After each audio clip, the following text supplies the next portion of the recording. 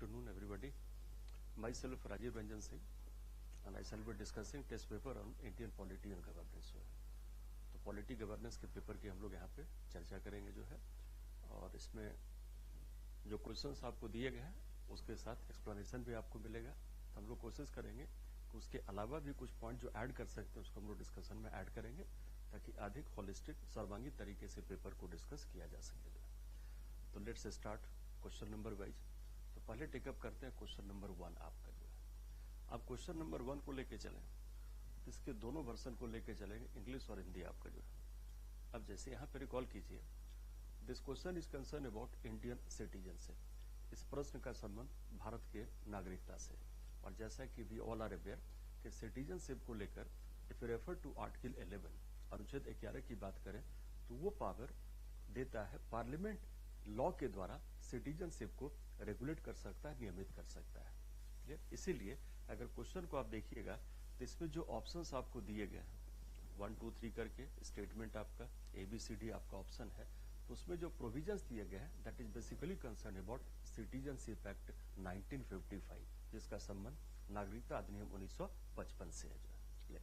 अब इसमें ध्यान रखिए कि सिटीजनशिप एक्ट जो है वो दोनों चीज को डिस्कस करता है कि हम सिटीजनशिप को कैसे एक्वायर करें, हम नागरिकता का कैसे अर्जन करें, और दूसरा चीज एक्ट इस बात पे भी एम्फसाइज करता है कि सिटीजनशिप का लॉस कैसे होता है। कहने का मतलब नागरिकता को हम लोग किस प्रकार से खो सकते हैं, लूज कर सकते हैं। क्लियर? अब यहाँ पे ध्यान रखिएगा कि जब सिटीजनशिप के लॉस की बात करें, नागरिकता को खोने की बात करें, तो प्रोविजन जो है बेसिकली 3 तरह के मेथड या पद्धति की बात करता है। एक पद्धति का नाम होता है रिनंसिएशन, जिसको कहते हैं परित्याग। दूसरा होता है टर्मिनेशन, जिसको कहते हैं समाप्ति, और तीसरा होता है डेप्रिवेशन, जिसको हिंदी में कहते हैं वंचन आपका जो है। अब यहाँ पे ऑप्शन को लेकर चले तो जो पहला स्टेटमेंट आपको दिया गया, this statement is basically concern about termination. ये बात किसकी करता है? समाप्ति का जो है, नंबर 1 जो आपका है। और अगर नंबर 2 नंबर 3 को आप लेके चले तो नंबर 2 और 3 वो लेकर चलता है डेप्रिवेशन या वंचन को। तो 2 मेथड को बेस मान के 3 स्टेटमेंट आपको दिए गए हैं। अब इन 3 मेथड को बेस मान के आप देखिए कौन सा स्टेटमेंट सही है, कौन सा गलत है। चलिए यहां देखिए, जो पहला है स्टेटमेंट नंबर 1 जो किसको डील करता है? टर्मिनेशन, समाप्ति को। अगर इसमें जो वर्ड कहता है ओनली आफ्टर, अगर ये वर्ड ना होता तो स्टेटमेंट टर्मिनेशन के प्रावधान के संदर्भ में राइट होता, सही होता। इसीलिए हिंदी के वर्जन में जो कहता है जाने के बाद ही, अगर इस वर्ड को हटा दीजिए तब ये स्टेटमेंट सही है, लेकिन इस वर्ड के साथ ये स्टेटमेंट इनकरेक्ट, गलत है। क्लियर? और अगर डेप्रिवेशन वंचन को लेकर चले तो डेप्रिवेशन के संदर्भ में स्टेटमेंट नंबर 2 इनकरेक्ट है, तो भी आपका गलत है। और इसी डेप्रिवेशन को लेकर चले तो डेप्रिवेशन के पद्धति, वंचन के पद्धति को लेकर चले तो संदर्भ में स्टेटमेंट नंबर 3 जो आपका है, दोनों केस में स्टेटमेंट नंबर 3 जो आपका है वो क्या होगा? करेक्ट होगा। क्लियर? इसीलिए जस्ट टू समराइज, स्टेटमेंट 1 को देखिए टर्मिनेशन के संदर्भ में, 2 और 3 को देखिए डेप्रिवेशन के संदर्भ में। अगर हिंदी वर्जन को लेकर चले तो कथन 1 को देखिए आप समाप्ति के संदर्भ में, 2 और 3 को आप देखिए वंचन के संदर्भ में, और स्टेटमेंट नंबर 3 आपका करेक्ट है, 1 और 2 इनकरेक्ट है। तो उसी तरह से कह सकते हैं 3 आपका करेक्ट है, 1 2 इनकरेक्ट है, तो करेक्ट आंसर हुआ ओनली 1 जो है, केवल एक जो है। क्लियर? उसके बाद आइए क्वेश्चन नंबर 2 पे आपका जो है। क्वेश्चन नंबर 2 कहता है बुनियादी संरचना। तो this question is concern about basic structure जो है। तो the question is concern about basic structure doctrine जो है, जिसको कहते हैं संविधान का मूल ढांचा जो है। अब आइए, अगर स्टेटमेंट 1 को लेके चले तो 1 कहता है इट प्रोवाइड्स लिमिटेशन, इस चीज पे on the constituent power of the parliament. Parliament की पावर को दो तरीके से बांट के देखिए। One type of power is concern about legislative, another type of the power is concern about constituent. This statement is concern about the constituent power और but natural जो बेसिक स्ट्रक्चर का डॉक्ट्रिन है that places limitations on the constituent power of the parliament. तो this statement is correct. अब इसी का जरा Hindi version को देखिए। बुनियादी संरचना का सिद्धांत अनुच्छेद 368 के तहत संविधान में संशोधन करने के संसद की घटक को हम लोग सांविधिक भी कहते हैं। सांविधिक मतलब कॉन्स्टिट्यूएंट हुआ। कहने का मतलब अगर संसद के पावर्स को लेकर चले, संसद के शक्तियों को लेकर चले, तो उसको मौलिक रूप से आप दो भाग में बांट के दे सकते हैं। एक होता है संसद की विधायकी शक्ति और दूसरा है संसद की संविधायी शक्ति। तो अगर मूल ढांचे को लेकर चले तो मूल ढांचा कहां पे सीमा रखता है? जो कि संसद की सांविधिक शक्ति है। और सांविधिक शक्ति का मतलब संसद के उस प्रकार के शक्तियों को लेकर चलते हैं जिसका संबंध संविधान के अमेंडमेंट से होता है, संशोधन से होता है, जिसका उल्लेख कहां किया गया? आर्टिकल 368 में जो है। तो स्टेटमेंट 1 आपका करेक्ट है। और 2 कहता है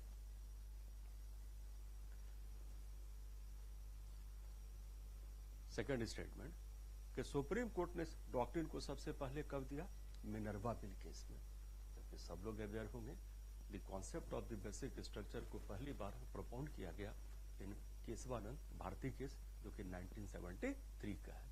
मिनर्वा मिल केस का भी संबंध बेसिक स्ट्रक्चर से है, लेकिन इसका जो जेनेसिस कह सकते हैं, इसका जो उद्भव कर सकते हैं, वो कहां से हुआ? With the judgment of the Supreme Court in the case of Kesavananda Bharati case. तो यहाँ पे किसका है? मिनर्वा मिल केस का। तो दिस स्टेटमेंट इज इनकरेक्ट। तो उसी तरह से सर्वोच्च न्यायालय ने भारतीय संविधान की कठोरता और लचीलेपन को संतुलित करने के लिए पहली बार मिनर्वा मिल, यहाँ पे क्या होना चाहिए?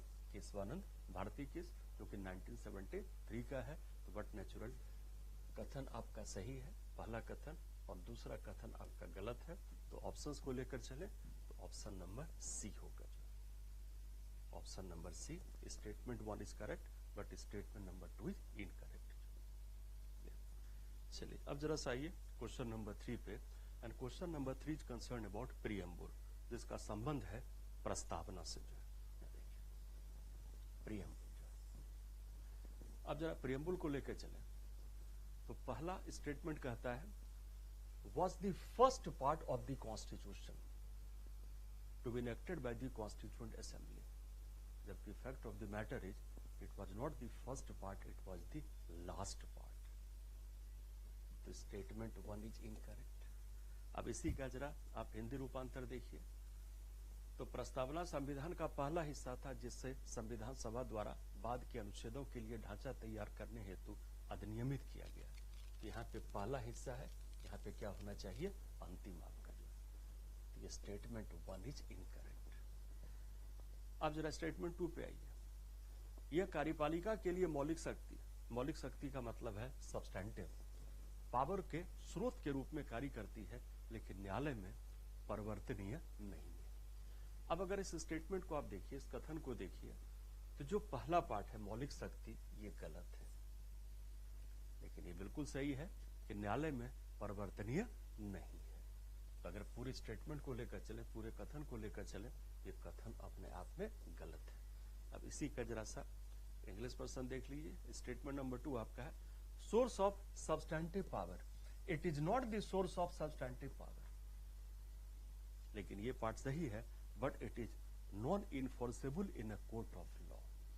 तो दिस पार्ट इज करेक्ट। तो अगर पूरे स्टेटमेंट को लेकर चले तो स्टेटमेंट अपने आप में करेक्ट न होकर क्या होगा? इनकरेक्ट जो है। और इसी का जो तीसरा आपका है socialist and secular were part of the objective resolution. कहा जाता है कि प्रीएम्बुल का भी प्रीएम्बुल है, और प्रीएम्बुल के प्रीएम्बुल को लेकर चले तो उसको हम लोग कहते हैं ऑब्जेक्टिव रिजोल्यूशन जो है। क्लियर? जिसको मूव किया था पंडित नेहरू ने, but were legally incorporated only in 1976। ये तो बिल्कुल सही है कि 42nd अमेंडमेंट के द्वारा इस 2 वर्ड को ऐड किया गया, but it was not the part of the objective resolution. ये पार्ट क्या है, गलत है। तो इसी का हिंदी रूपांतर देखिए। तो 1976 में शामिल तो किया गया, ये तो बिल्कुल सही है, लेकिन ये कहना कि उद्देश्य प्रस्ताव का हिस्सा था, ये अपने आप में गलत है। और ऐसे भी अगर ऑब्जेक्टिव रिजोल्यूशन का पार्ट होता और उसके बेस पे ओरिजिनल संविधान का पार्ट होता तो अमेंडमेंट के द्वारा इसको जोड़ने की जरूरत नहीं पड़ती। तो but natural statement 3 also becomes incorrect. तो कथन 3 भी आपका गलत है जो है। इसीलिए इसका जो करेक्ट आंसर होगा, तीनों गलत है। तो पूछता है सही कौन सा है, तो कोई भी नहीं, ऑप्शन नंबर डी आपका जो है। तो यहाँ पे भी if you go for the correct option, तो स्टेटमेंट 3 ऑल्सो बिकम्स इनकरेक्ट। तो but natural none of the statement can be considered to be correct. तो ऑप्शन नंबर डी को हम लोग यहाँ पे प्रेफर करेंगे।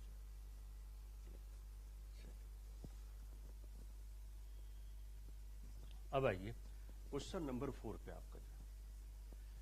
क्वेश्चन नंबर 4 में ये जो वर्ड्स आपको दिए गए हैं 1 2 3 4 में, these are different words which are mention in the case of preamble जो है। कि शब्द जो आपको दिया गया है, ये शब्द जो है टोटल वर्ड्स हैं, ये कहाँ पे मेंशन किया गया, प्रीएम्बल में। अब यहाँ पे ध्यान रखिएगा, प्रीलिम्स के केस में अगर प्रीएम्बल पे क्वेश्चन किसी तरह का पूछता है तो बिल्कुल एकदम प्रोविजन या प्रीएम्बल के कोर कंटेंट को बेस मान के चलिएगा। इसमें कोई हम लोग को अपनी तरफ से लॉजिकल इम्प्लीकेशंस को लेके नहीं चल रहा है। जैसे फॉर एग्जांपल देखिए, अब जस्टिस है, जस्टिस का मतलब होता है सोशल, इकोनॉमिक, पॉलिटिकल, लेकिन हम लोग लीगल जस्टिस की बात भी करते हैं। लेकिन लीगल जस्टिस प्रीएम्बल के रेफरेंस पे क्या हो जाएगा, इनकरेक्ट हो जाएगा। तो बिल्कुल प्रीएम्बल का जो वर्डिंग है, जो प्रस्तावना में जिन शब्दों का प्रयोग किया गया, बिल्कुल उन्हीं वर्डिंग, उन्हीं शब्दों को ध्यान में रख के तब ऑप्शन को करेक्ट या इनकरेक्ट कीजिएगा। तो जस्टिस का मतलब है सोशल, इकोनॉमिक एंड पॉलिटिकल, बिल्कुल करेक्ट है। लिबर्टी का मतलब है thought, expression, belief, faith and worship, कहीं कोई दिक्कत नहीं है। फ्रेटर्निटी कहता है dignity of the individual and unity and integrity of the nation, आपका कहीं कोई दिक्कत नहीं है। और इक्वालिटी में जरा देखिए, यहां पे कहता है इक्वालिटी ऑफ अपॉर्चुनिटी, लेकिन यहां पे स्टेटस की बात भी करते हैं। तो स्टेटस और दोनों को लेके चल रहे हैं, तो बट नेचुरल ये आपका क्या होगा, इनकरेक्ट होगा। अब जरा इसी के हिंदी रूपांतर को देख लीजिए। तो न्याय का तीनों पार्ट सही है, स्वतंत्रता तीनों पार्ट सही है, बंधुता का भी तीनों पार्ट सही है, लेकिन समता को लेकर चले तो ये कहता है रोजगार में अवसर की समानता। रोजगार में अवसर के समानता के साथ प्रस्तावना स्थिति, स्टेटस की बात भी करता है, जिसका उल्लेख यहाँ पर नहीं किया गया। तो समता को यहाँ पे इनकरेक्ट मान लेंगे उस केस में। तो करेक्ट आंसर देख लीजिए 1 2 3 है, तो केवल 3 युग्म, ऑप्शन नंबर सी आपका जो है। यहां भी किसको लेके चलेंगे, option number C, only 3 pairs की बात करता है, 1 2 एंड 3 4 आपका इनकरेक्ट। चलिए नेक्स्ट क्वेश्चन पे आइए।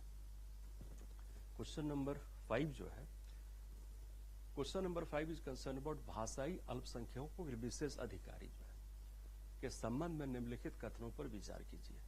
तो this question is concern about special officer for linguistic minorities, इसको लेके चल रहा है। अब जरा एक एक ऑप्शन को लेके चलते हैं, पर स्टेटमेंट को लेके चलिए।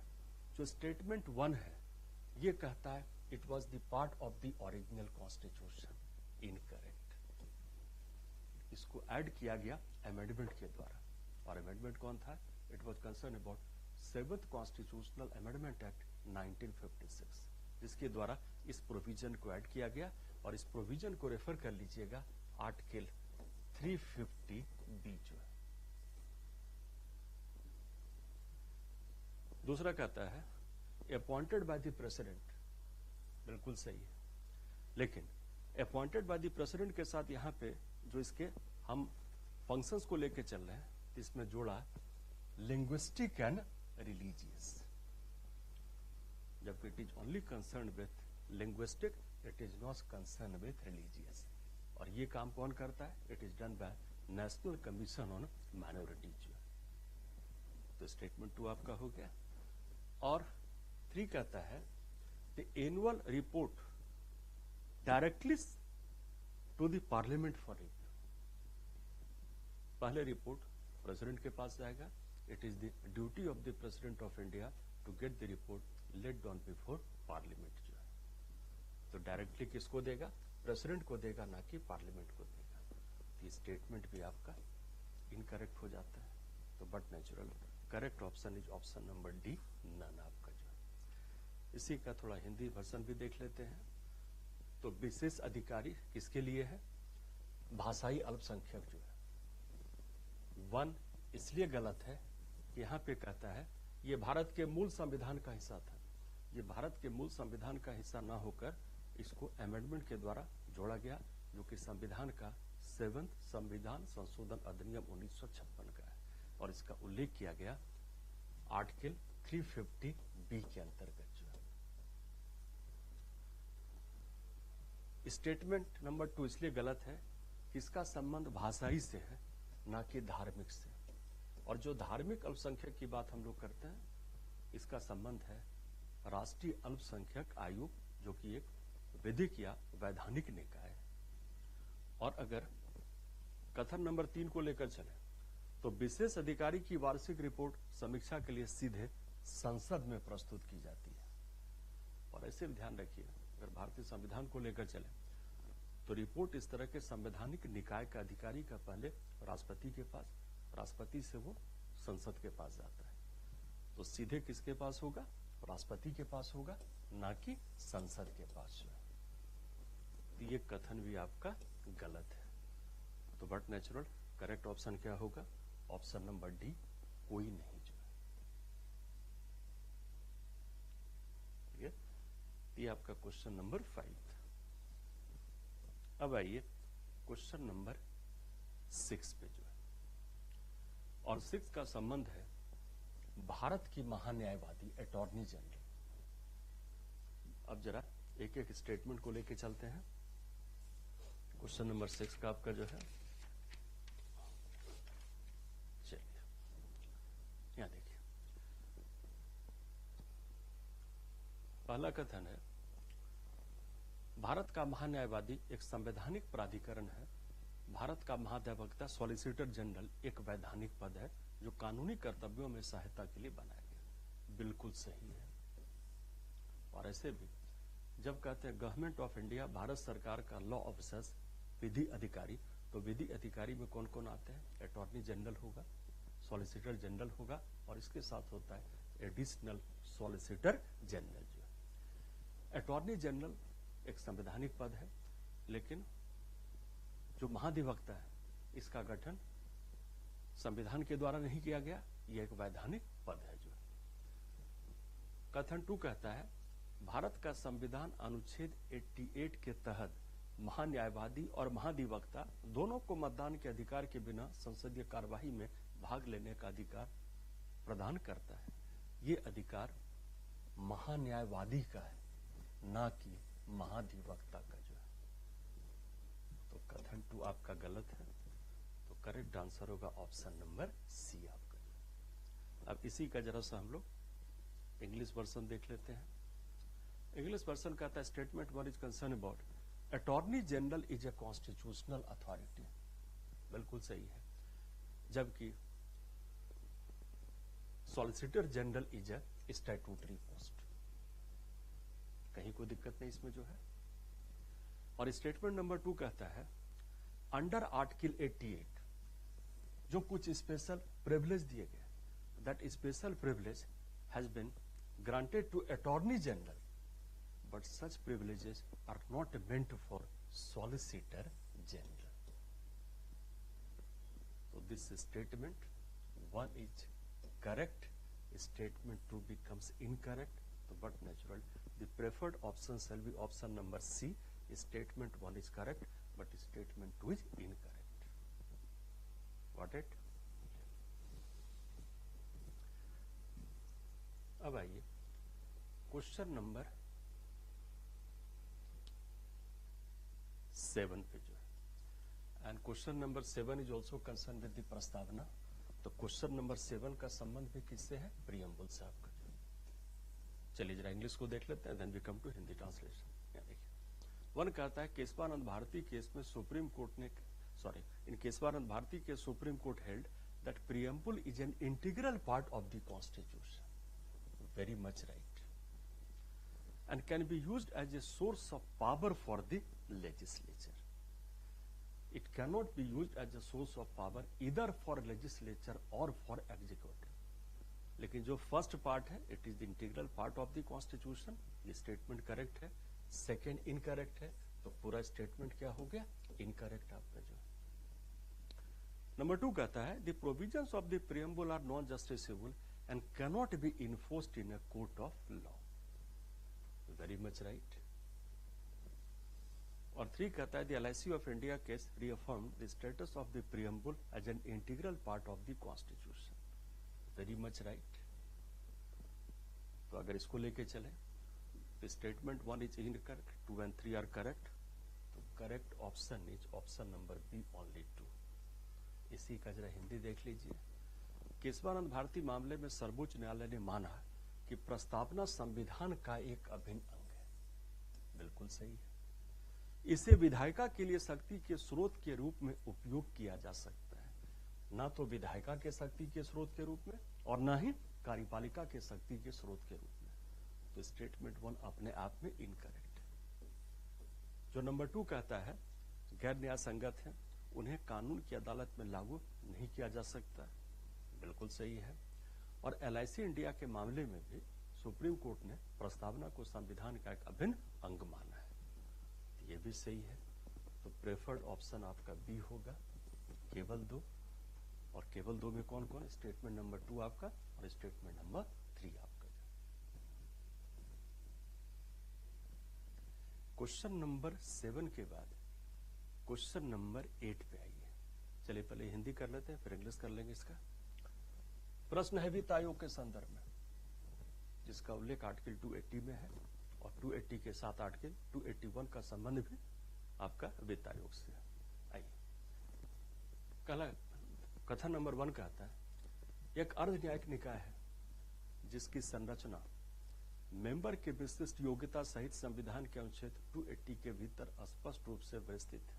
यहाँ पे जो मोस्ट ऑब्जेक्शनेबल पार्ट है कि मेंबर की जो विशिष्ट योग्यता है, इसका उल्लेख संविधान में ना होके इसका उल्लेख है संसद के विधि या कानून में, जिसका नाम है वित्त आयोग अवशिष्ट प्रावधान 1951 का जो अधिनियम है. तो कथन 1 आपका गलत है. 2 कहता है न्यायिक अनुभव रखने वाला व्यक्ति इसका अध्यक्ष बनेगा, जबकि प्रावधान कहता है लोक गतिविधियों में अनुभव रखने वाला व्यक्ति वित्त आयोग का अध्यक्ष बनेगा. इसको भी हटा दीजिए. और वित्त आयोग द्वारा की गई सिफारिश केंद्र सरकार पर बाध्यकारी होता है, परामर्शी निकाय है. जब परामर्शी निकाय है तो बाध्यकारी होने का प्रश्न उठता ही नहीं है. तो इसमें भी करेक्ट आंसर किसको मानिएगा, ऑप्शन नंबर डी, कोई नहीं जो है. इसी का जरा इंग्लिश ट्रांसलेशन देख लेते हैं. This question is concern about finance commission.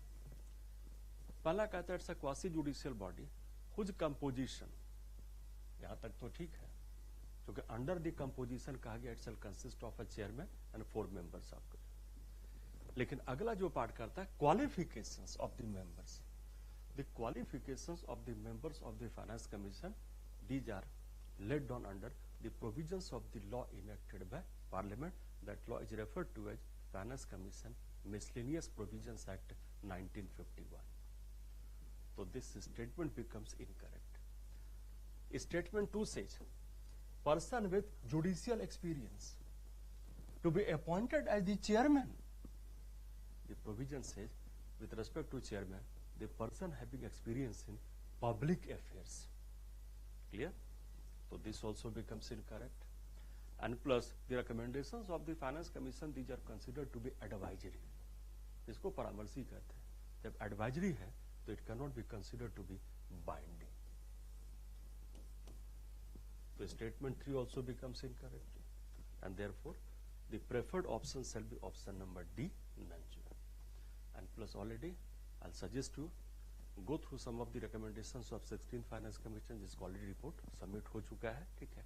और उसका रिपोर्ट जो है प्रेसिडेंट के बाद it is also laid down before parliament जो है.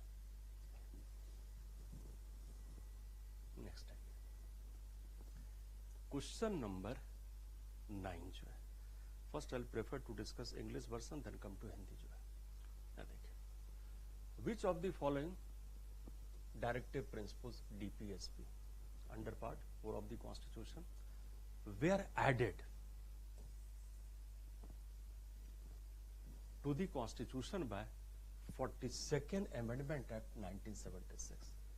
This question is factual, so not much of discussion is required. यहाँ पे if you refer to statement number 1, statement number 1 is considered to be correct. 2 also becomes,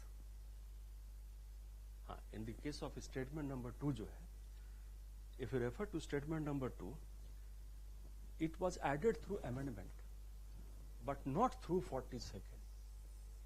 It was added through 44th Constitutional Amendment Act 1978. The statement 2 becomes incorrect. Equal justice, free legal aid added through 42nd, and participation of the workers in the management of industry, Article 43B, it was also added through 42nd Amendment. So 1, 3 and 4, the preferred option shall be option number B, 1, 3 and 4. With respect to question number 9. Refer to Hindi version. 42nd संविधान संशोधन अधिनियम के द्वारा किन किन प्रावधान को शामिल किया गया? तथ्यात्मक प्रश्न है, अमेंडमेंट के प्रावधान के आधार पे है, तो ज्यादा कोई विशेष चर्चा की जरूरत है नहीं, फैक्चुअल चीज को मेमोराइज कर लीजिएगा। 1 आपका करेक्ट है।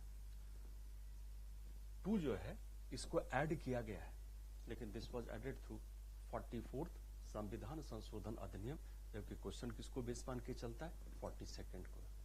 The statement 2 becomes incorrect. 3 is very much correct, article 39A, and 4 also becomes correct, कि उद्योग के प्रबंधन में श्रमिकों की भागीदारी को सुरक्षित करना। आर्टिकल 43B है आपका जो, जिसको ऐड किया गया था 42nd अमेंडमेंट एक्ट 1976 के, सॉरी 43A कर लीजिएगा। जो 4 आपका है एडेड इन 43A जो है, जरा इंग्लिश में भी कर देते हैं इसको। ये जो ऐड हुआ था, to secure the participation of the workers in the management of industry, it was done with respect to article 43A, not 43B जो है, 43A जो है। तो 9 का B आपका हो गया। चलिए 9 के बाद अब आते हैं क्वेश्चन नंबर 10 पे जो है। 10 में थोड़ा सा एक चीज ऐड कीजिएगा इसमें जो है, भारत में राष्ट्रीय आपातकाल के संदर्भ में यहाँ पे ध्यान रखिए कि हम लोग राष्ट्रीय आपातकाल शब्द का प्रयोग करते हैं, लेकिन संविधान कहीं भी राष्ट्रीय आपातकाल के शब्द का प्रयोग नहीं करता है। तो थोड़ा सा केयरफुल रहिएगा कि अगर प्रश्न सिर्फ आपातकाल की बात करें, इसी को यहाँ पे राष्ट्रीय आपातकाल भी कहा गया, तो हमेशा अनुच्छेद 352 आर्टिकल 352 को बेस मान के चलिएगा, क्योंकि आर्टिकल 352 में इमरजेंसी की घोषणा, आपातकाल की घोषणा पूरे देश में या देश के किसी भाग में भी की जा सकती है। क्लियर? तो संविधान जो है कहीं राष्ट्रीय आपातकाल की बात नहीं करता। जनरली हम लोग कहते हैं राष्ट्रीय आपातकाल, लेकिन संवैधानिक दृष्टिकोण से देखा जाए तो सिर्फ आपातकाल का उल्लेख अनुच्छेद 352 के संदर्भ में किया गया। तो अगर प्रश्न सिर्फ आपातकाल की बात करें तो वहां भी बेस किसको मान के चलिए? आर्टिकल 352 को जो है। क्लियर? चलिए अब आइए, तो इसको बेसिकली जो प्रश्न है ये आर्टिकल 352 को बेस मान के चला है। कुछ स्टेटमेंट 1 कहता है, कथन 1, अनुच्छेद 358 के तहत अनुच्छेद 19 के तहत मौलिक अधिकार स्वतः निलंबित हो जाते हैं यदि आपातकाल युद्ध या बाहरी आक्रमण के आधार पर घोषित किया गया। स्टेटमेंट बिल्कुल सही है, और ऐसे ध्यान रखिएगा कि आपातकाल की घोषणा के 3 आधार है, युद्ध है, बाहरी आक्रमण है, और इसके साथ साथ आपका सशस्त्र विद्रोह भी है। लेकिन जो 352 में 19 के मौलिक अधिकार के हम निलंबन की बात करते हैं, सिर्फ किसको बेस मान के चलेंगे? युद्ध या बाहरी आक्रमण को जो है। स्टेटमेंट 2 कहता है, आर्टिकल 359 के तहत राष्ट्रपति को अनुच्छेद 20 से 21 द्वारा गारंटीकृत अधिकारों सहित सभी मौलिक अधिकार 20 और 21 का कभी भी निलंबन नहीं हो सकता। तो ये स्टेटमेंट आपका गलत हो गया। और जो स्टेटमेंट नंबर 3 है आपका, वो कहता है कि 358 केवल आपातकाल से विशेष रूप से संबंधित कानून और कार्यकारी कार्यों के संबंध में ही संचालित होता है। ये बिल्कुल सही है। प्रोविजन बेस्ड क्वेश्चन, प्रावधान पे आधार पे है, तो प्रावधान को बेस मान के आपको स्टेटमेंट को देखना होगा करेक्ट या इनकरेक्ट है। तो 1, 2 और 3 आपका, तो 2 तो आपका गलत है, तो केवल क्या होगा 2 और 3 बी आपका जो है।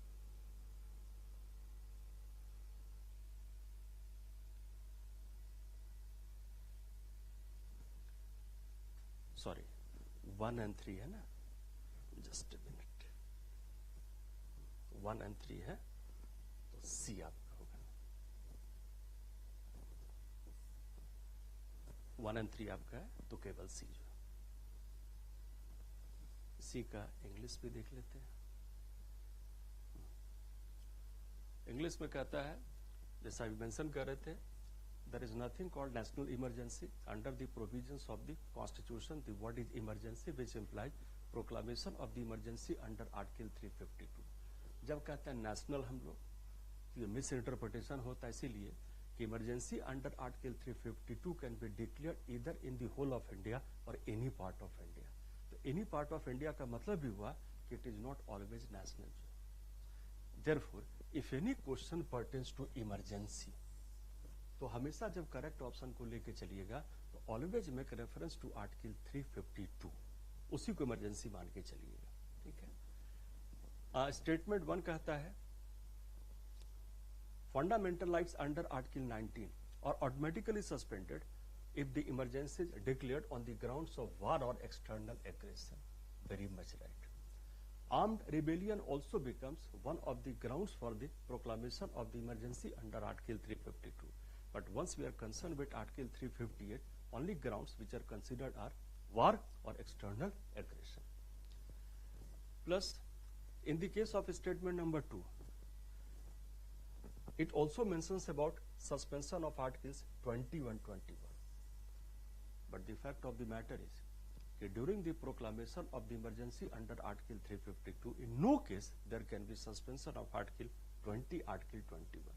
20 is concerned about protection with respect to conviction in certain offences, and 21 is concerned about protection of life and liberty. And therefore, this statement becomes incorrect. And if you refer to statement number 3, it is based on the provisions of the Article 358, this statement becomes correct. Because 358 operates only with respect to laws and actions specifically which are concerned about related to the emergency. Here emergency means again emergency under Article 352. And therefore the correct option or preferred option shall be option number C, 1 and 3 only. Clear?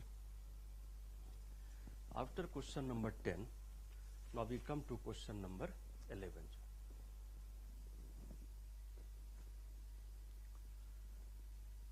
In the case of question number 11, प्रश्न संख्या 11 के संदर्भ में भारत जैसी संसदीय प्रणाली, तो question is concern about संसदीय प्रणाली। जैसा पता है सबको कि प्रजातंत्र के 2 मौलिक प्रारूप हैं, अध्यक्षीय प्रणाली और संसदीय प्रणाली।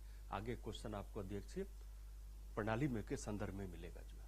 अब आइए, कहता है भारत जैसे संसदीय प्रणाली जवाबदेहिता सुनिश्चित करने के लिए कार्यपालिका विधायिका के बीच शक्तियों का सख्त और पूर्ण अलगाव, वाटर टाइट सेपरेशन जो। In the case of India there is no water tight separation between 3 organs of the government, specially with respect to parliament and executive. और जैसा सबको पता ही होगा कि कार्यपालिका का मतलब किसको लेके चलते हैं, मंत्री परिषद को, और जो मंत्री परिषद के मेंबर हैं वो खुद संसद के मेंबर होते हैं। अगर मेंबर नहीं है तो 6 माह के अंदर उनको संसद का मेंबर बनना पड़ता है। तो there is no water tight compartment, और ये जो फीचर है वाटर टाइट कंपार्टमेंट या सेपरेशन का, it is considered to be one of the most important features of the presidential form of the government, जो कि अध्यक्षीय शासन प्रणाली की विशेषता होती है। स्टेटमेंट 1 आपका इनकरेक्ट है। इसी का इंग्लिश वर्जन भी देख लीजिए साथ साथ। तो सेपरेशन ऑफ पावर कहता है वाटर टाइट, बात किसकी करता है, पार्लियामेंट्री सिस्टम की, तो दिस स्टेटमेंट बिकम्स इनकरेक्ट। कथन नंबर 2 पे आइए, मंत्रिपरिषद सामूहिक रूप से लोकसभा के प्रति उत्तरदायी होता है। बिल्कुल सही है। आर्टिकल 75 को रेफर कर लीजिए, और आर्टिकल 75 में रेफर टू क्लॉज 3 आपका, और ये जो कथन आपको दिया कि मंत्रिपरिषद सामूहिक रूप से लोकसभा के प्रति उत्तरदायी होता है, रिमेंबर ये संसदीय शासन प्रणाली की सबसे अधिक महत्वपूर्ण विशेषता होती है। और सेकंड पार्ट कहता है कि प्रधानमंत्री के पास राष्ट्रपति को निचले मतलब लोकसभा की बात करें को भंग करने की सलाह देने का अधिकार होता है। तो करेक्ट है बिल्कुल ये। तो कथन 1 गलत है, कथन 2 सही है, तो ऑप्शन नंबर डी हुआ। इसी का जरा इंग्लिश वर्जन देख लीजिए। Already we have discussed about statement number 1। Statement 2 says the council of ministers is collectively responsible to Lok Sabha. It is one of the most important feature of parliamentary form of democracy, and this provision is already mentioned under Article 75 Clause 3. And plus, on the basis of the advice of the Prime Minister, the President can dissolve lower house. Lower house refers to Lok Sabha. This statement is correct. और ऐसे भी ध्यान रखिए, जब 2 statement आपको दिया and if you are 100% sure कि एक स्टेटमेंट गलत है तो दूसरा तो सही होना ही है on the basis of the nature of the option. Clear? तो 1 is incorrect and 2 is correct. तो preferred option is option number D. चलिए इसके बाद let's come to question number 12। इसका पहले इंग्लिश रेफर करते हैं, then we come to Hindi. जो this question is concern about CBI. और ऐसे भी प्रीलिम्स के लिए कुछ इंपॉर्टेंट इन्वेस्टिगेटिंग एजेंसीज को देख लीजिएगा। सीबीआई है, आईबी है, रॉ है, उसके बाद आप एनआईए है। तो ये सब इंपॉर्टेंट होता है विद रिस्पेक्ट टू एग्जाम जो है। अब आइए सीबीआई को लेकर चले। तो सीबीआई का जो स्टेटमेंट नंबर 1 आपका है, it is concern about cases of corruption misconduct involving central government employees. बिल्कुल सही है। जो नंबर 2 है आपका, it is not the function of CBI. ये नंबर 2 फंक्शन किसको दे दिया गया? एनआईए को, जो है नेशनल इन्वेस्टिगेटिंग एजेंसी, जो एनआईए जो है। ठीक है। और नंबर 3 आपका जो है police forces anti corruption agency का coordination is done by CBI. And national crime statistics and disseminating criminal intelligence, it also comes under the functions of CBI. तो 1, 3, 4 आपका है ऑप्शन नंबर बी जो है। इसी का अगर आप हिंदी रूपांतर देखिएगा तो केंद्र सरकार के कर्मचारियों से जुड़े भ्रष्टाचार कदाचार के मामलों की जांच करता है। It is one of the most important function of CBI, केंद्रीय जांच ब्यूरो। और एग्जाम के लिए थोड़ा सा सीबीआई के बारे में, कुछ आईबी के बारे में, कुछ रॉ के बारे में, ऐसे धुरंधर 2 पिक्चर आपने देखा ही होगा, तो रॉ के बारे में और एनआईए, तो इन सब एजेंसीज का कुछ बेसिक इंफॉर्मेशन अपने पास रखिएगा। जो नंबर 2 है, it is the function of NIA. 3 आपका सीबीआई का काम है और 4 भी आपका सीबीआई का काम है। तो करेक्ट ऑप्शन है 1, 3, 4। तो 1, 3, 4 का मतलब ऑप्शन नंबर बी आपका जो है। तो इंग्लिश में भी इसका ऑप्शन नंबर बी हो गया। तो 1, 3 एंड 4। सीबीआई के बाद अगला question is concern about article 16। अब यहां भी ध्यान रखें, चूंकि आर्टिकल 16 जो है प्रोविजन बेस्ड है, तो प्रोविजन बेस्ड में ज्यादा हम लोग को कुछ भी नहीं माइंड अप्लाई करना है। एकदम प्रोविजन के वर्डिंग को बेस मान के चलिए और उसके बेस पे देखिए कौन सा ऑप्शन करेक्ट है, कौन सा ऑप्शन इनकरेक्ट है। तो अगर क्वेश्चन नंबर 13 को लेकर चले तो it is concern about article 16 आपका जो है।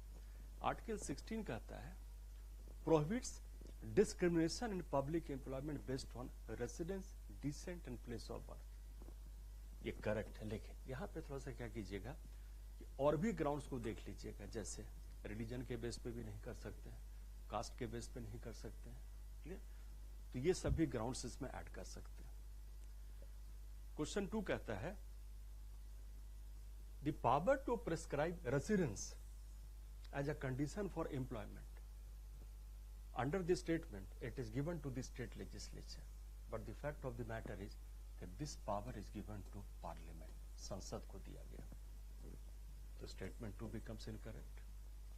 और जो स्टेटमेंट 3 आपका है, इसमें स्टेट के साथ it is also concern about private entities. और ऐसे भी रिकॉल कीजिएगा, fundamental rights apply to the state. और जब स्टेट की बात करते हैं, under the definition of the state there is no mentioning of private entity जो, and therefore statement 3 becomes incorrect. तो 1, 2 एंड 3 है, तो ओनली 1 को लेके चलेंगे। इसका हिंदी वर्जन भी देख लीजिए। अनुच्छेद 16 के प्रावधान को लेके चला है, प्रावधान आधारित प्रश्न है। तो पहला कहता है रोजगार में निवास, वंश और जन्म स्थान के आधार पर भेदभाव को प्रतिबंधित करता है। बिल्कुल सही है, लेकिन इसमें और भी कुछ आधार उसको देख लीजिए, जैसे धर्म के आधार पे भी है, तो ये सब कुछ ऐड कर लीजिएगा। जैसे मूल वंश के आधार पे भी है, जाति के आधार पे भी है, लिंग के आधार पे भी है, तो उसको इसमें थोड़ा सा ऐड कर लीजिएगा। स्टेटमेंट 2 कहता है किसी राज्य के भीतर रोजगार के लिए निवास को एक शर्त के रूप में निर्धारित करने की शक्ति विशेष रूप से राज्य विधायिका के पास है। ये शक्ति किसके पास है? संसद या पार्लियामेंट के पास है। ये स्टेटमेंट 2 आपका गलत हो गया। और 3 कहता है यह समान अवसर सुनिश्चित करने के लिए राज्य और निजी संस्थाओं, अब यहाँ पे कॉमन सा कॉन्सेप्ट है कि मौलिक अधिकार का संदर्भ राज्य को लेके चले, और अगर आर्टिकल 12 में अगर राज्य की परिभाषा को देखिएगा तो अनुच्छेद 12 के राज्य के परिभाषा के संदर्भ निजी संस्थानों को शामिल नहीं किया गया। तो बट नेचुरल ये पार्ट आपका गलत है। जब ये पार्ट गलत है तो ये कथन भी क्या हो गया? गलत हो गया। तो सही उत्तर क्या होगा? केवल 1, ऑप्शन नंबर ए, केवल 1 जो है। अब आइए क्वेश्चन नंबर 14 को जरा लेके चले। चलिए पहले इसका इंग्लिश वर्जन देख लेते हैं, फिर हिंदी में आते हैं। It is concern about government of India act 1935। और ज्यादा कुछ माइंड का एप्लीकेशन होगा नहीं, क्योंकि एक्ट का प्रोविजन है। चलिए तो जरा स्टेटमेंट 1 को देखिए। It aim to establish an all India federation comprising both British Indian provinces and princely state. बिल्कुल सही है, लेकिन ऑल इंडिया फेडरेशन का जो प्रपोजल था it was not translated into action, जैसा आप लोगों को पता होगा, because of objections raised bye princely states जो है। But statement itself is correct because it is concerned about the provision of Act of 1935 जो है। और स्टेटमेंट 2 कहता है कि डायरेक्टली एट द प्रोविंसेस को एबॉलिश किया गया, which was set up under government of India act 1919 जो है, उसको एबॉलिश किया गया। And while also separating Burma from India जो है। तो separation of Burma from India जो है, अगर इस प्रोविजन को लेकर चले तो ये भी अपने आप में सही है। लेकिन दोनों स्टेटमेंट को देखिए, दोनों स्टेटमेंट प्रोविजन का पार्ट है जो कि आपस में एक दूसरे से इंडिपेंडेंट या स्वतंत्र है। तो दोनों सही है, but statement 2 is not the correct explanation for statement number 1. तो ऑप्शन बी को प्रेफर कीजिएगा, because both statements are independent, they are not interrelated जो है। एक एक प्रोविजन की बात करता है, दूसरे दूसरे प्रोविजन की बात करता है। One is concern about all India federation, another is concern about devolution of the power जो है। हिंदी का देख लीजिए।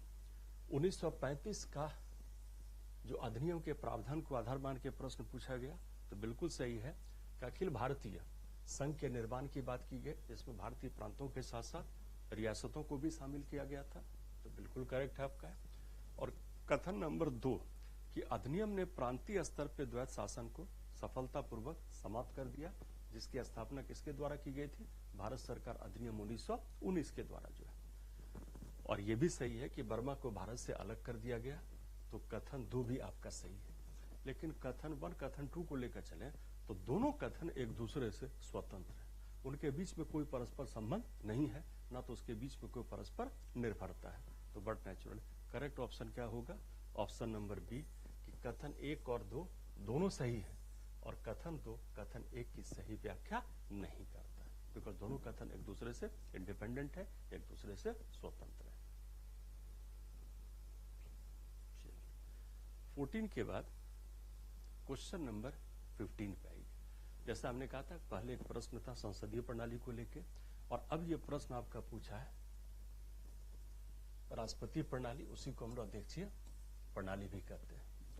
और रेफरेंस किसको मान के चले? यूएसए को जो है। पहला देखिए, कार्यपालिका विधायिका का सदस्य होती है और अपनी नीतियों के लिए उसके प्रति सीधे जवाब दियो। ये विशेषता किसका है? संसदीय प्रणाली का, ना कि अध्यक्षीय प्रणाली का। तो स्टेटमेंट 1 आपका क्या हो गया? इनकरेक्ट हो गया। 2 कहता है राष्ट्रपति का कार्यकाल निश्चित होता है और पद पर बने रहने के लिए उन्हें विधायिका के बहुमत के समर्थन की आवश्यकता नहीं होती है। बिल्कुल सही है। राष्ट्रपति का कार्यकाल 4 वर्षों का होता है, वहां पे कुछ अविश्वास प्रस्ताव जैसा कोई चीज नहीं होता जिस पर कि या जिसके द्वारा कार्यपालिका को संसद के प्रति जवाबदेह बनाया जा सके। और 3 कहता है विधायिका के पास कानून बनाने की शक्ति होती है, लेकिन राष्ट्रपति के पास उन्हें वीटो करने की शक्ति होती है। बिल्कुल सही है। तो वहां का जो कांग्रेस है वो बिल को पास करेगा, लेकिन बिल पर वीटो पावर किसको दिया गया? अमेरिकन प्रेसिडेंट को जो है। तो यहाँ पे करेक्ट आंसर पी होगा, केवल 2 और 3। इसी का जरा इंग्लिश वर्जन देखिए। This question is concern about presidential system. Earlier already we had a question on the parliamentary democracy जो है। Number 1 says executive is a member of the legislature. It is one of the features of parliamentary form of the government. It is not the feature of the presidential form of the government. जैसे India में कहते हैं parliament, तो India के parliament का मतलब कि parliament constitutes of president, Lok Sabha and Rajya Sabha. उसी पार्लियामेंट को इसमें कांग्रेस के रूप में देखें तो Congress does not comprise of president. वहां पे कांग्रेस का मतलब क्या है? It is concern about senate and house of representative. तो president in the case of USA is not a part of the Congress.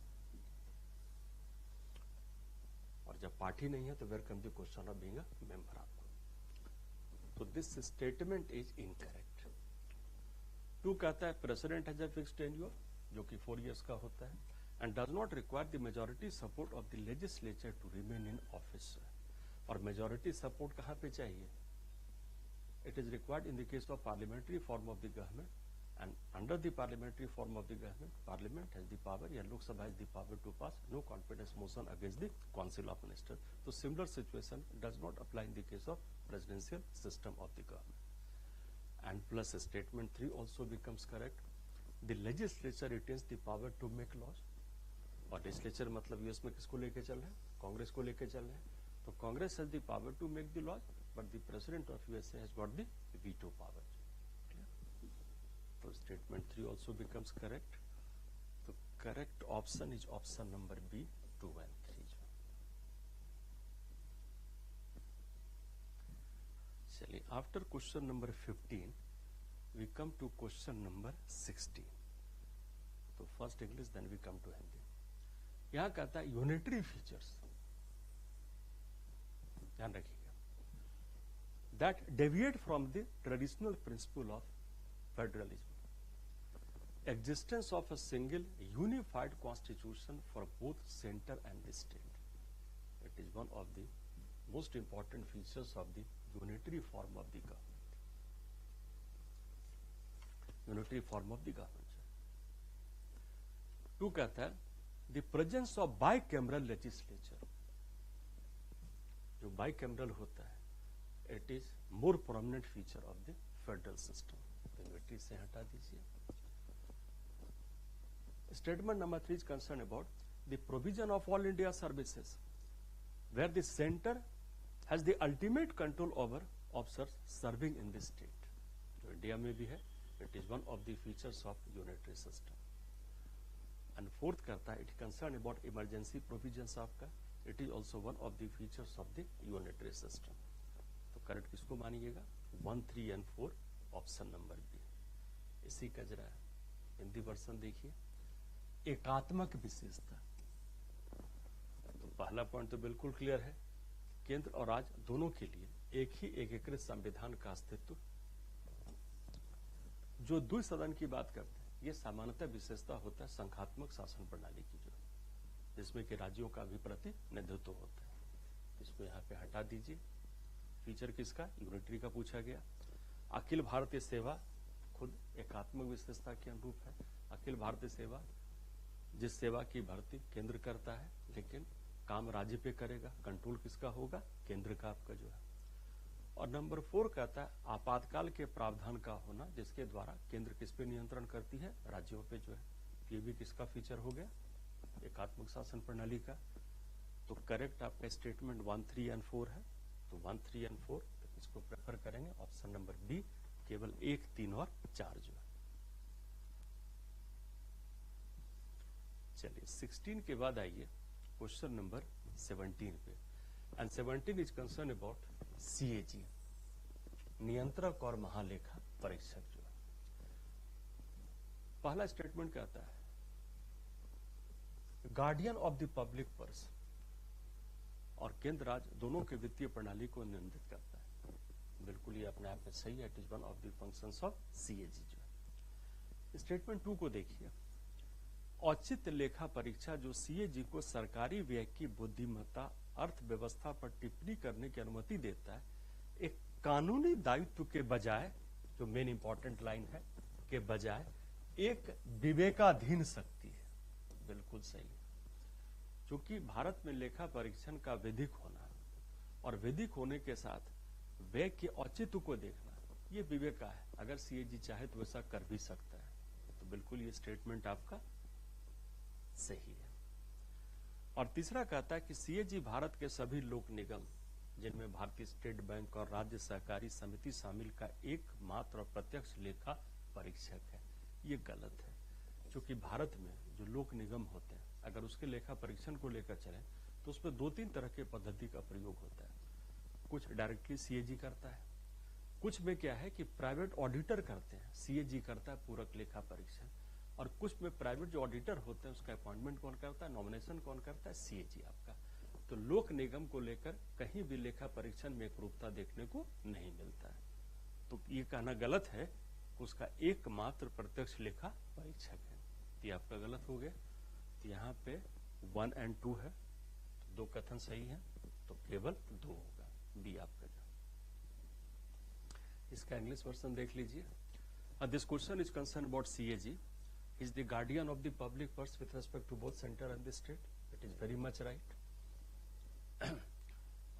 And plus statement number 2 is concerned about propriety audit. It is not legally binding. It totally depends upon the discretion of CAG. Because in the case of India, audit is concerned about legality. But as far as propriety is concerned, it may or may not. That is to say, that depends upon the discretion of CAG. So this statement is correct.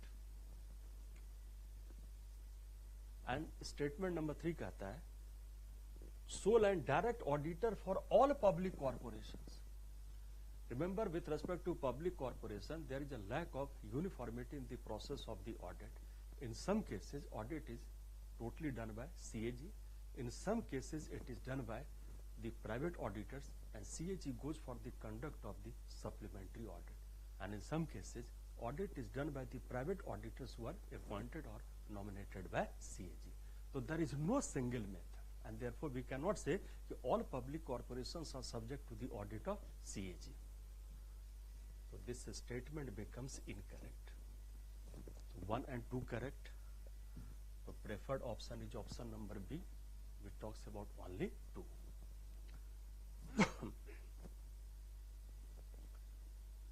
Next one is concerned about Article 368. जरा से पहले English person को देख लेते हैं, then we come to Hindi. Article 368, and this is concerned about the constituent powers of the Parliament. A constitutional amendment bill can only be introduced by a minister of the government. It can be done by the minister. It can also be done by a private member. So this statement is incorrect. The President is constitutionally obliged to give assent to such bills. If referred to Article 368, the provision says President shall give assent. Shall means it is obligatory or binding on the President of India to give assent to constitutional amendment bills. So 2 is correct. And third is, in case of deadlock between Lok Sabha and Rajya Sabha, the President can summon a joint sitting to pass the bill. Constitutional amendment bill must be passed by both houses of Parliament separately. And once we say separately, there is no provision which applies with respect to joint setting. So there is no joint setting with respect to constitutional amendment bill. So 3 becomes incorrect. So what natural? 2 only. Preferred option is option number B. If you refer to Hindi version, अगर हिंदी के प्रारूप को लेके चलिए, तो 368 का मतलब ये संसद के सांविधिक शक्ति की बात करता है, संविधायी भी कहते हैं, कॉन्स्टिट्यूएंट पावर आपका, जिसका संबंध होता है संविधान को अमेंड करने से। अब इसमें कहता है कि संविधान संशोधन विधेयक केवल सरकार के मंत्री के द्वारा, सरकार के मंत्री के साथ ये किसी भी निजी सदस्य के द्वारा भी प्रस्तुत किया जा सकता है, इसको कहते हैं प्राइवेट मेंबर। ये कथन आपका इनकरेक्ट है। राष्ट्रपति ऐसे विधेयक पर अपनी सहमति देने के लिए संवैधानिक रूप से बाध्य है। अगर आर्टिकल 368 को पढ़िएगा तो वहां पे खुद कहता है प्रेसिडेंट शैल गिव एसेंट, कहने का मतलब ऐसे बिल पे राष्ट्रपति के द्वारा सहमति देना बाध्य है। तो कथन 2 आपका सही है। और अगर आर्टिकल 368 के प्रावधान को लेकर चले तो संविधान संशोधन विधेयक लोकसभा राज्यसभा के द्वारा पृथक रूप से पारित होना अनिवार्य है। जब पृथक की बात करें, सेपरेशन की बात करें, तो there is no provision for joint sitting. तो इसका मतलब कि बीच गतिरोध के मामले में गतिरोध कभी हो ही नहीं सकता इस बिल को लेकर जो है। राष्ट्रपति विधेयक पारित करने के लिए संयुक्त बैठक बुला सकता है। संयुक्त बैठक का प्रावधान संविधान संशोधन विधेयक के संदर्भ में लागू नहीं होता, इसीलिए जो स्टेटमेंट 3 आपका है ये भी आपका गलत है। क्लियर? तो करेक्ट आंसर होगा 368 है, तो केवल 2 जो है। क्लियर? चलिए 18 के बाद आइए क्वेश्चन नंबर 19 पे जो है। And this question is concern about advocate general, राज्य का महाधिवक्ता। इसी का पैरेलल बॉडी क्या बना सेंटर पे? अटॉर्नी जनरल, महान्यायवादी जो है। चलिए जरा सा देख लेते हैं। नियुक्ति के लिए पात्र होने के लिए व्यक्ति के पास न्यायिक पद होना चाहिए या कम से कम 10 वर्षों तक उच्च न्यायालय का अधिवक्ता होना चाहिए। अगर आप डायरेक्टली देखिएगा तो ऐसा कोई प्रावधान महाधिवक्ता के संदर्भ में नहीं लिखा गया, लेकिन वहां प्रावधान कहता है उच्च न्यायालय के न्यायाधीश की योग्यता रखता हो। जब उच्च न्यायालय के न्यायाधीश की योग्यता की बात कर रहे हैं तो ये जो ऑप्शन दिया गया आपको या कथन दिया गया, ये किसकी बात करता है? उच्च न्यायालय के न्यायाधीश की योग्यता का। लेकिन यहाँ जिस वर्ड पे ध्यान रखिएगा, उच्च न्यायालय के न्यायाधीश की योग्यता उसके पास होनी चाहिए, ये संविधान का प्रावधान करता है। और उसी को बेस मान के कथन नंबर 1 बना, जो कि उच्च न्यायालय के न्यायाधीश की योग्यता का वर्णन करता है। तो इसको हम लोग करेक्ट मान रहे हैं। ठीक है। ऑप्शन नंबर 2 कहता है भारत का संविधान निर्धारित करता है कि नियुक्ति के समय महाधिवक्ता की आयु कम से कम, कोई न्यूनतम आयु सीमा का उल्लेख संविधान के प्रावधान में नहीं किया गया है। तो 2 आपका इनकरेक्ट है। और 3 कहता है महाधिवक्ता का पारिश्रमिक, वर्ड पे ध्यान रखिए, महाधिवक्ता किसी वेतन को प्राप्त नहीं करता है। यहाँ पे वर्ड क्या है? पारिश्रमिक। बिल्कुल सही है। राज्य के राज्यपाल द्वारा निर्धारित किया जाता है, बिल्कुल राज्यपाल करता है। संविधान द्वारा निश्चित नहीं किया जाता है, ये भी सही है। तो स्टेटमेंट 3 आपका पूरा का पूरा सही है। तो 1 और 3 हो गया। तो किसको मान के चलेंगे? केवल 2 जो है। अब इसी का जरा इंग्लिश ट्रांसलेशन देख लीजिए। This question is concern about advocate general for the state, जिसका पैरेलल बॉडी क्या बना सेंटर में? अटॉर्नी जनरल, भारत का महान्यायवादी। 1 कहता है to be eligible appointment a person must have held judicial office or been advocate of high court for at least 10 years। Provision कहता है for the appointment of advocate general he must be qualified to become a जज of the high court. And this statement is concerned about the qualification with respect to the judge of the high court। इसको हम लोग correct मान के चल रहे हैं। Plus कहता है the second statement is concerned minimum age। Constitution does not prescribe any minimum age for the appointment of the advocate general। So there is no prescription of minimum age। The statement 2 becomes incorrect। And plus remuneration, remember here the word is not salary। Remuneration of advocate general is decided by governor, very much right, is not fixed by the constitution, very much right, and therefore statement number 3 becomes correct। 1 and 3, 1 and 3 means preferred option is option number B, only 2। Clear? After question number 19 we come to question number 20। It is totally factual। 51A fundamental duties, clear? And plus if you refer to fundamental duties, so out of 4 statement 1, 2, 3 and 4, one comes under directive principles of state policy, article 39 है। तो पहला कथन जो है वो DPSP का part है 39A के संदर्भ में जो है। 2 आपका फंडामेंटल ड्यूटी में है, 3 भी आपका है, 4 भी आपका है। 2, 3, 4 तो केवल 2, 3, 4। इंग्लिश वर्जन भी देख लीजिए, totally based on the provision आपका, and the question is concern about fundamental duties. तो statement 1 it is the part of directive principles of state policy under article 39, ये जिसको ऐड किया गया था थ्रू 42nd अमेंडमेंट एक्ट जो है। तो ये डीपीएसपी का पार्ट है। Question is concern about fundamental duty जो है। 2 is a fundamental duty. Number 3 also becomes a fundamental duty. 4th is also fundamental duty, जब उसको सबसे लेटेस्ट ऐड किया गया था, पहले 10 था, बाद में 11 हुआ because of addition of this fundamental duty जो है। तो 2, 3, 4 this is option number B, 2, 3, 4 जो है। तो question number 20 the correct option is B, 2, 3, 4 with respect to both English and Hindi जो है। ठीक है, क्वेश्चन नंबर 20 के बाद now we come to question number 21 जो है। अब 21 question is concern about ordinance making power of the president governor दोनों के लिए होता है, लेकिन question is only focusing on the ordinance आपका। चलिए उसी को बेस मान के चलते हैं। ठीक है, an ordinance can be issued with retrospective effect. ध्यान रखिएगा, if you refer to article 13 जो कहता है लॉ का मतलब क्या होता है, तो ordinance itself comes under the definition of law. तो खुद अध्यादेश विधि का पार्ट है, तो बट नेचुरल जो विधि के लिमिटेशन होंगे, जो विधि का फीचर होगा, वही फीचर किसका होगा, ऑर्डिनेंस या अध्यादेश का। तो चूंकि लॉ का भी रिट्रोस्पेक्टिव इफेक्ट होता है, तो but natural ordinance can also have retrospective effect. तो दिस स्टेटमेंट इज करेक्ट। 2 कहता है ordinance can not use to amend a tax law. Tax law को तो अमेंड कर सकता है, लेकिन ध्यान रखिएगा the issuance of the ordinance by the president और governor is considered to be in the process of the exercise of the legislative power, and therefore ordinance cannot be issued with respect to the power of the parliament in the process of the exercise of the constituent power. And what is constituent power? It is concerned about the power to amend the provisions of the constitution, and therefore this part of the statement is incorrect.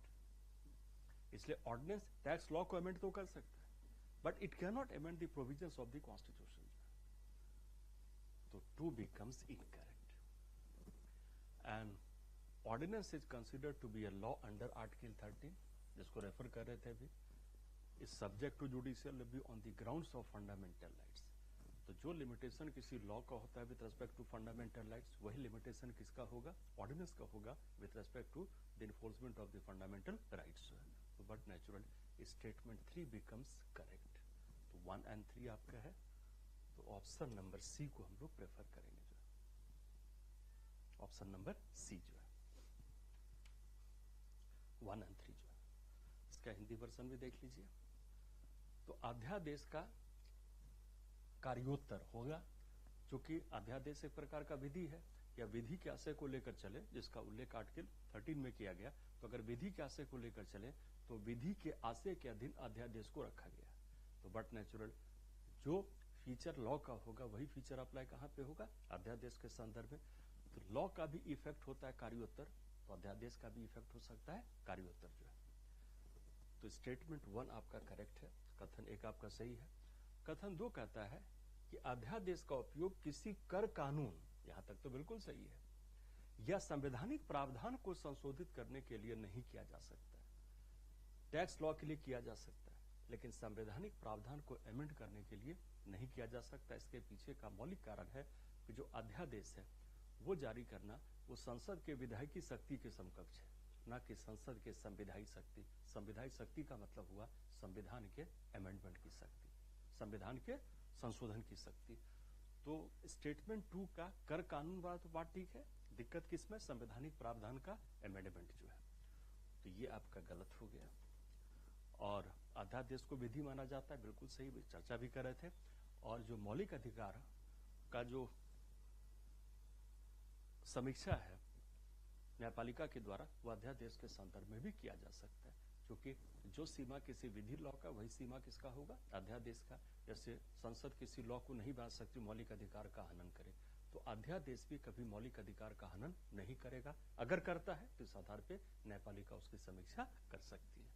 तो statement 3 आपका सही है। तो correct क्या होगा, B होगा।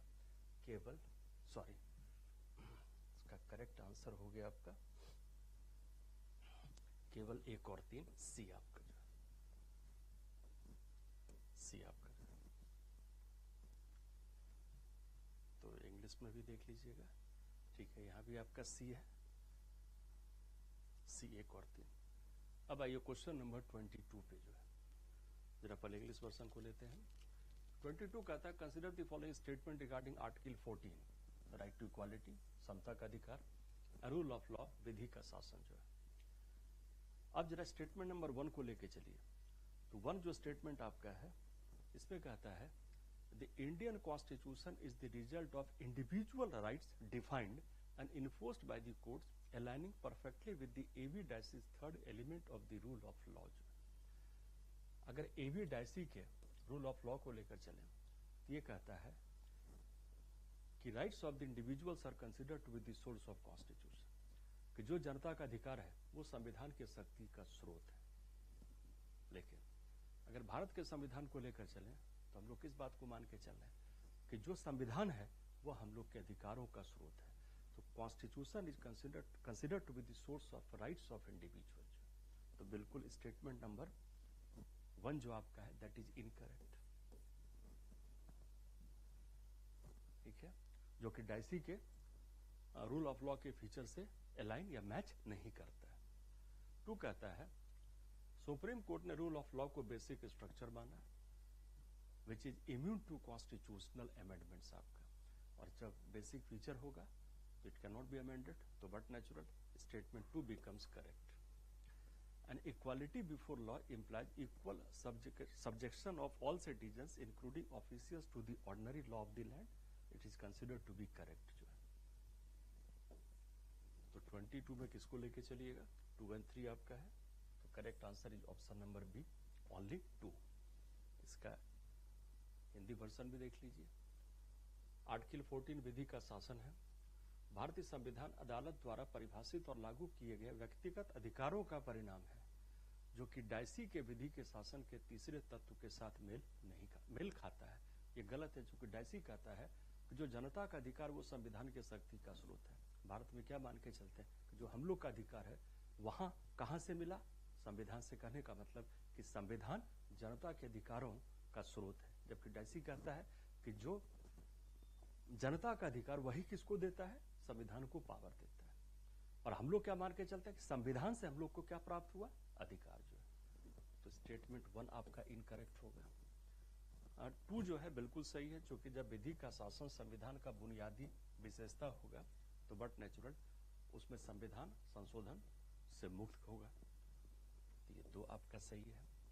और 3 कहता है विधि के समक्ष समानता का मतलब कि जितने अधिकारी हैं सभी नागरिक क्या है, देश के सामान्य कानून के समान रूप से अधीन होते हैं। तो 3 आपका करेक्ट है। तो 2 and 3 तो क्या होगा, केवल 2। तो करेक्ट आंसर इसका ऑप्शन नंबर बी को लेके चलिएगा, ऑप्शन नंबर बी आपका जो। क्वेश्चन नंबर 23 पे आइए। ये क्वेश्चन है 7th शेड्यूल को लेकर, 7वीं अनुसूची को लेकर जो है। इसमें जो स्टेटमेंट 1 कहता है तो एंट्री टैक्स को लेवी करने का जो पावर है इसमें यह है यूनियन लिस्ट, संघ सूची, लेकिन ये वास्तविकता में क्या है, स्टेट लिस्ट, राज्य सूची। ये आपका गलत हो गया। 2 कहता है doctrine of pith and substance, जो कि खुद एक जुडिशियल रिव्यू, न्यायिक समीक्षा का आधार होता है। Determine the true nature of law when it encroaches upon a subject in another list, बिल्कुल सही है। और doctrine of pith and substance is one of the grounds of judicial review, ये एक न्यायिक समीक्षा का आधार होता है। तो ये आपका सही है बिल्कुल। और स्टेटमेंट नंबर 3 कहता है कि जो रेसिडुअरी पावर है are vested with state legislature unlike the Canadian model, यहाँ पे पावर किसको दिया गया, वेस्ट किया गया यूनियन को जो है, ना कि स्टेट को। तो 3 बिकम्स इनकरेक्ट। तो इसमें सिर्फ करेक्ट क्या होगा, स्टेटमेंट नंबर 2। तो किसको टिक कीजिएगा, ओनली 2 जो है। इसी का हिंदी वर्जन भी देख लीजिए। 7वीं अनुसूची में स्टेटमेंट 1 कहता है यह संघ सूची का विषय है, ये राज्य सूची का होगा।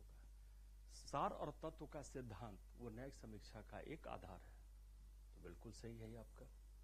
और तीसरा कहता है कि जो अवशिष्ट शक्तियां हैं वो कैनेडियन मॉडल के विपरीत राज्य विधानसभा में निहित है, जबकि निहित किसमें है, संसद में आपका जो है।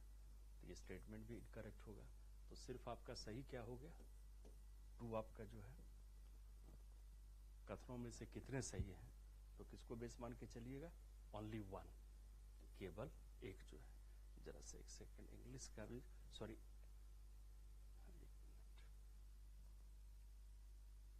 चूंकि हम नंबर ऑफ 2 को लेके चले, जबकि पूछा कितने कथन सही है, तो संख्या को लेके चले तो क्या होगा, ओनली 1 जो है।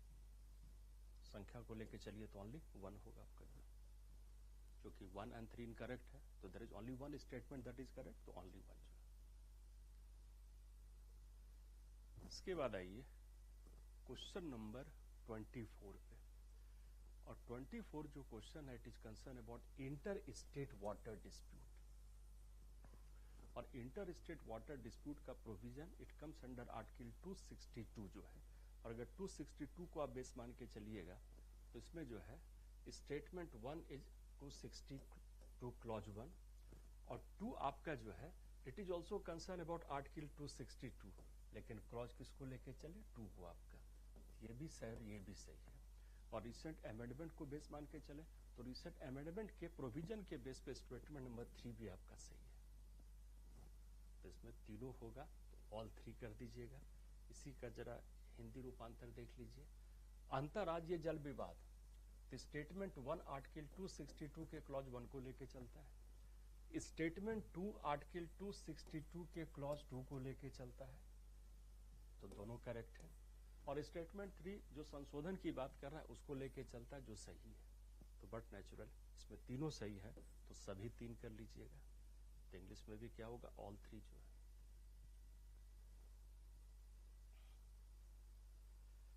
चलिए उसके बाद क्वेश्चन नंबर 25 पे आइए। और ये कहता है राज्य की परिभाषा। और राज्य की परिभाषा में बेस किसको मान के चलेंगे, आर्टिकल 12 को बेस मान के चलिएगा मौलिक अधिकार के संदर्भ में। और आर्टिकल 36 वही परिभाषा होगा राज्य के नीति निर्देशक तत्वों के संदर्भ में। अब आइए, अनुच्छेद 12 के तहत प्रदान की गई राज्य की परिभाषा भाग 4 में राज्य के नीति निर्देशक तत्वों पर भी समान रूप से लागू होता है। बिल्कुल सही है। तो यही 12 भाग 4 में किसको लेके चलता है, आर्टिकल 36 को जो है। तो राज्य का परिभाषा जो मौलिक अधिकार में, वही राज्य का परिभाषा भाग 4 में भी लागू हुआ। तो ये कथन 1 आपका सही है। और कथन 2 कहता है उच्चतम न्यायालय ने माना कि न्यायपालिका को तभी राज्य माना जाता है जब वह मौलिक अधिकारों को सुनिश्चित करने के लिए अपनी न्यायिक शक्तियों का प्रयोग कर रही होती है। यहां पे जिस पॉइंट पे ध्यान रखेगा कि अनुच्छेद 12 में न्यायपालिका को राज्य की परिभाषा से बाहर रखा गया है, लेकिन सुप्रीम कोर्ट के विश्लेषण को लेकर चले तो अगर न्यायपालिका गैर न्यायिक कार्य करे या प्रशासनिक कार्य करे तब तो राज्य की परिभाषा में आएगा, लेकिन जब न्यायिक शक्ति का प्रयोग करेगा तो न्यायपालिका राज्य की परिभाषा में नहीं आएगा। तो ये कथन गलत है। तो कथन 1 सही है, कथन 2 गलत है। तो क्वेश्चन नंबर 25 का जो करेक्ट आंसर है, करेक्ट आंसर होगा ऑप्शन नंबर सी आपका। इसी का जरा इंग्लिश वर्जन देख लीजिए। This question is concern about definition of state and definition of state which is mentioned under Article 12, that is concerned about with respect to fundamental right. So same definition also applies with respect to DPSP in Part 4, that is Article 36. Clear?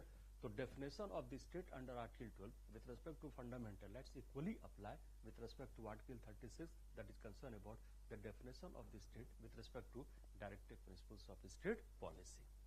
So statement 1 is correct. And 2 कहता है the Supreme Court has held that judiciary is considered to be state even when it exercising judicial power. यहाँ पे क्या होगा? When it exercises non-judicial powers or administrative power, but in the process of the exercise of its judicial power, judiciary is not considered to be state, and therefore statement 2 becomes incorrect. तो correct answer क्या होगा? Option number C, statement 1 is correct, statement 2 is incorrect.